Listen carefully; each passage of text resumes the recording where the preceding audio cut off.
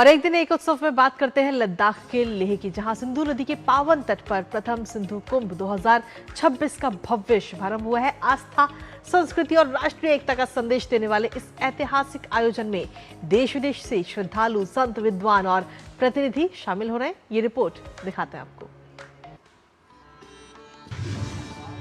लेह में आयोजित 5 दिवसीय प्रथम सिंधु कुंभ का शुभारंभ भव्य कलश यात्रा के साथ हुआ।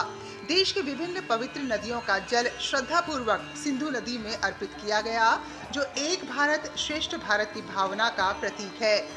सिंधु दर्शन यात्रा के विस्तार के रूप में आयोजित ये महोत्सव भारत की सभ्यतागत विरासत और सांस्कृतिक एकता का उत्सव बन गया है। इस ऐतिहासिक आयोजन में 8 देशों के राजदूतों और उच्चायुक्तों समेत अनेक विदेशी प्रतिनिधियों ने भाग लिया। वहीं 156 देशों के जल स्रोतों से लाए गए पवित्र जल को सिंधु नदी में समर्पित किया गया, जिसने वैश्विक सद्भाव, मानव एकता और भारत की आध्यात्मिक परंपरा का अनूठा संदेश दिया। सिंधु कुंभ के दौरान देश भर से आए कलाकारों ने लोक नृत्य, लोक संगीत और पारंपरिक कलाओं की मनमोहक प्रस्तुतियां पेश की। संतों, विद्वानों और श्रद्धालुओं की उपस्थिति ने इस आयोजन को आध्यात्मिक और सांस्कृतिक महाकुंभ का स्वरूप प्रदान किया।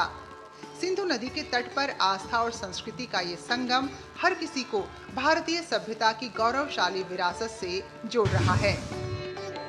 प्रथम सिंधु कुंभ केवल एक धार्मिक आयोजन नहीं, बल्कि भारत की सांस्कृतिक विरासत, राष्ट्रीय एकात्मता और विश्व बंधुत्व का जीवंत उत्सव है। सिंधु के पावन तट से निकला ये संदेश भारत की आध्यात्मिक शक्ति और सभ्यतागत गौरव को पूरे विश्व तक पहुंचा रहा है। Bureau report, DD news.